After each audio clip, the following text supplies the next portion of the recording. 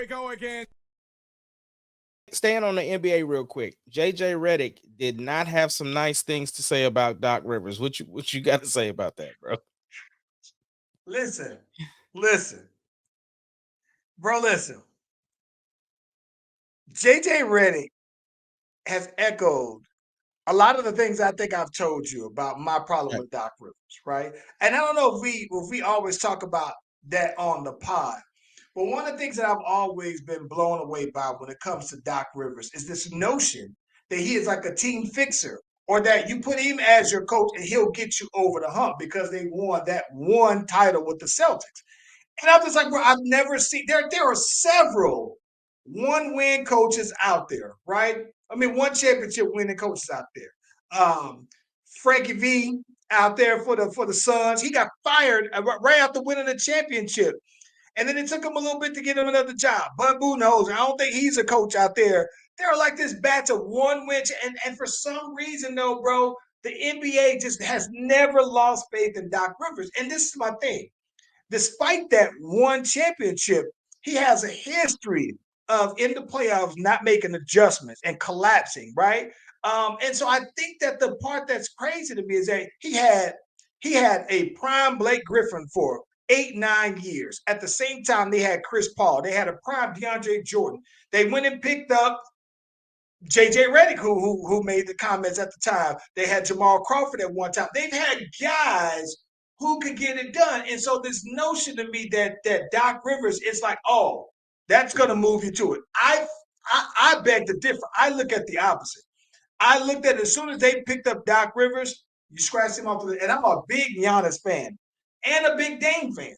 Scratched them off the list. That's it. I think that to me now, the Celtics are a shoe in to go ahead and go to the Eastern Conference Finals, because I just don't think that Doc has what it takes, because his history to me tells me that the one championship that he got with the Celtics was an anomaly and not the norm, though, bro.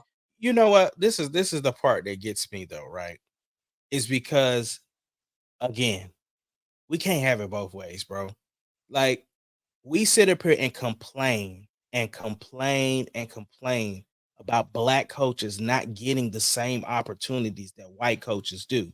So all of those people you named outside of Bud, I think, all have jobs again because and they were recently fired, right? But then we have a black man who has won a championship gets another opportunity quickly. And it's one of those things. It's like we sit up here like I remember Stephen A going in when Steve Nash got the job with the Nets, right? And you Right. know the consideration of like why these black coaches don't. So now Doc is actually in that category of the first time a position comes open, we're gonna call him because he is a championship caliber coach, regardless of how you think he got it. The point is he won one, and those other coaches they won one. So it's like that man deserves another opportunity, and I hate that it came at the expense of another black man. The same with the Nets, right? Firing Jock, you know, it's just one of those things though. But it's like the media is so quick. Like we sit up here and we say that all the time. Why these black coaches don't get these same opportunities? But then Doc is getting that opportunity, and then we want to tear him down. And I'm not saying that that's I'm what gonna you be do. honest with you. Mhm. I'm gonna keep it 1,000 with you. It's just that, for one, I think that that's more applicable to the NFL. The NBA has always been very much more forward thinking. There have been listen, the NBA doesn't really care as much. They'll fire you one way or the other. But I do understand the sentiment of well, he's always there. My thing is this. I think that I think that what Doc is doing is more hurting than helping that statement, right? Because I think that I honestly feel like, don't get me wrong, I thought that the players stopped responding to the coach. They were going to let him go one way or the other, right? What I am saying is that it ain't like Jock Vaughn that the Bucks is going to beat down the door to get Jock Vaughn right now. Even though before, even if they would have let him go and Doc wasn't available, right? I guess what I'm just saying is this.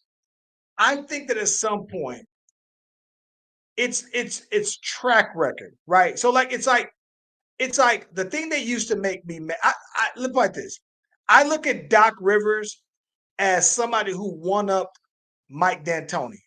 Right? How Mike D'Antoni, everybody always thought that, oh, you get him on your team and he's a surefire where your team is going to be built and look like this. And at the end of the day, it's like, what exactly has he really done except for just get a bunch of points scored? Well, Doc's the same way. Like, outside of the one championship, he hasn't.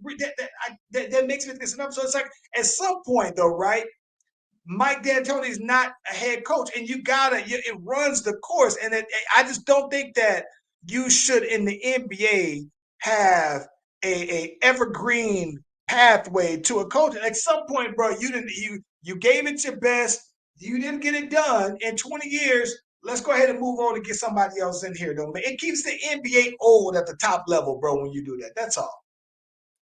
Yeah, I mean, like I said, I understand and JJ Redick played for him, so I understand his comments, right? Listen, it means something to me that JJ Redick, who played for him, is saying that. And I hear a lot of former players talk bad about Doc, though, man.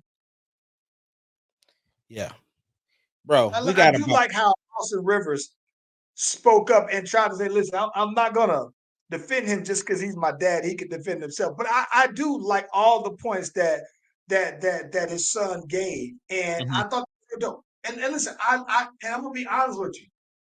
I think that Austin Rivers, JJ Redick in a segment would be epic. I think that I do not too. just battling off. I think No, that their information and how they convey yes, information, I think that yes, it's grade A. Yeah, they're absolutely. super knowledgeable, Very knowledgeable though, and man. they don't seem like a plant. You know what I'm saying? They feel like they're saying exactly what they feel. You know? Yeah, absolutely.